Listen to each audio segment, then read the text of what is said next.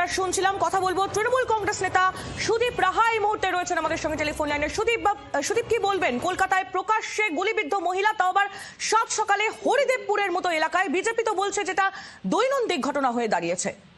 দুর্ভাগ্যজনক ঘটনা, এবং পুলিশ প্রশাসন তৎপর হয়েছে, তারা দেখছে বিষয়টা। আমি আপনাদের মাধ্যমে শুনলাম। দ্বিতীয় কথা হচ্ছে যে দৈনন্দিন ঘটনা হয়েছে, এটা বিজেপির কোন নেতা বলেছেন? তার নামটা বলবেন একটু। সজল ঘোষ বলেছেন। সজল ঘোষকে বলুন যে মমতা বন্দ্যোপাধ্যায়ের সরকারের বিনা পয়সায় চোখের ছানি কাটানোর জন্য চোখের আলো বলে একটা প্রকল্প আছে। সেই প্রকল্পের আওতাভুক্ত হতে আমাদের সরকার থেকে বিনা পয়সায় চশমা দেওয়া হবে। উনি যেন রিসেন্ট লেটেস্ট আপডেটেড এনসিআরবি রিপোর্টটা একটু পড়ে নেন, পড়ে দেখেন যে ভারতবর্ষের মধ্যে সবচেয়ে নিরাপদতম শহর কলকাতা। একটা স্পোরাডিক সুদীপ, এটাই তো বিজেপি নেতার বক্তব্য যে রিপোর্ট এক কথা বলছে কিন্তু বাস্তব চিত্র তো আরেক কথা বলছে।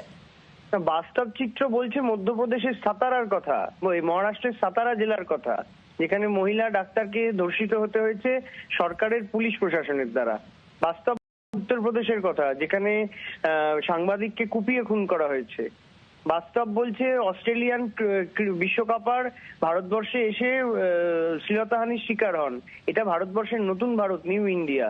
সজল ঘোষকে বলুন, উনি যদি নিত্য নৈমিত্তিক প্রতিদিন এই ঘটনা দেখতে পান, আমাদের সরকারের চোখের আলো প্রকল্পের আওতায় আসতে বিনা পয়সায় চোখের ছানি কাটিয়ে একদম ফ্রেশ চশমা দিয়ে যাতে উনি ওনার দৃষ্টিশক্তি ঠিক হয়, সেই ব্যবস্থা বাংলার সরকার করে দেবে।